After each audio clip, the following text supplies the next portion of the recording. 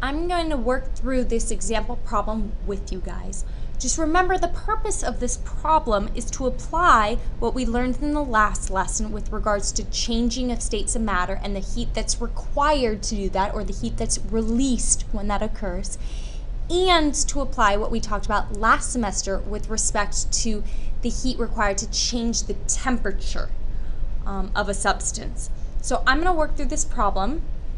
First of all, if you notice, I drew out my heating curve right here. Remember, you start as a solid, you increase the temperature until you reach melting point.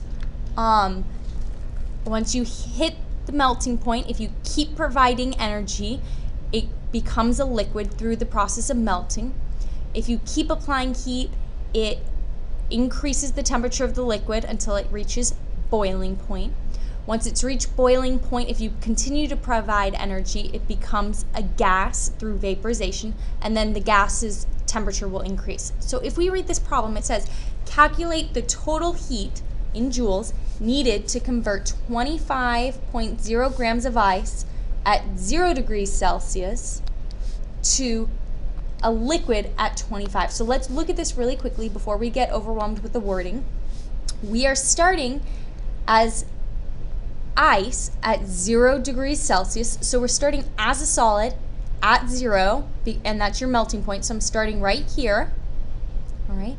And I not only go from a solid to a liquid, but I also increase the temperature to 25 degrees. So let's say it's right here, all right? This is 25 degrees. Remember, because your melting point is 0. So I go from a solid to a liquid, then I go from a liquid at 0 to a liquid at 25 degrees Celsius. So this is my step 1. This right here is my step 2. So in step 1, I am transforming a solid into a liquid. So automatically in your head, you should be thinking heat of fusion.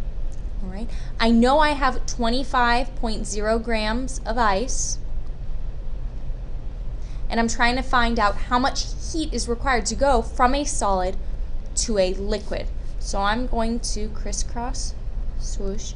I know my heat of fusion is 6.02 kilojoules per mole.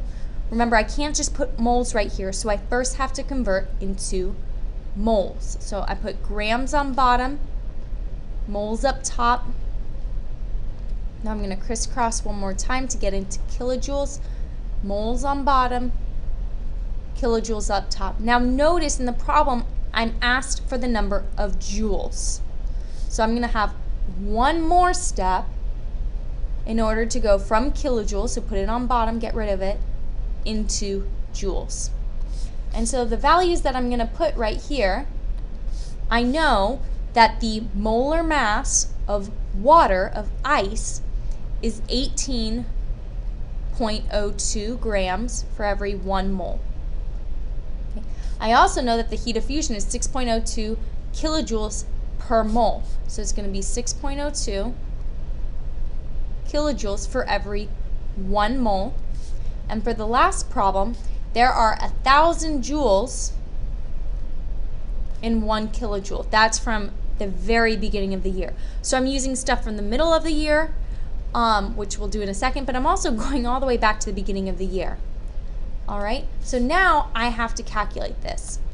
So you will take 25.0 grams, divide it by 18.02, multiply it by 6.02, and then multiply by 1,000. And when I do that, I get 8,351.8 joules. All right, I've got 3 sig figs here, so I'm going to round this right now to just 8,350 joules.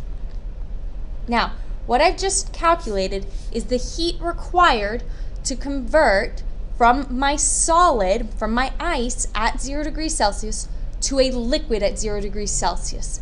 I've still got one more step because I've got to go from a liquid at 0 degrees Celsius to a liquid at 25 degrees Celsius. So for my second step, I'm going to go from a liquid at 0 degrees to a liquid at 25. Now, to do that, I'm changing temperature. I'm not changing the state of matter. And so now what I'm going to be using is the formula Q, which is heat, equals your mass times your change in temperature times the specific heat. All right, that's from last semester. Please do note I put C in the problems. We talked about specific heat, SH, so if you'll change that, that'd be great. Now I'm going to calculate the heat that's required to increase the temperature from 0, where it was, to 25. So the mass of my substance is still 25.0 grams. The change in temperature from 0 to 25 is 25 degrees. And then my specific heat is 4.184 joules per gram degrees Celsius.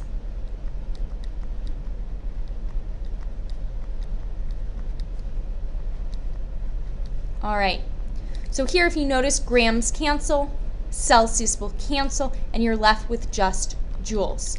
So if I take 25 times 25 times 4.184, I get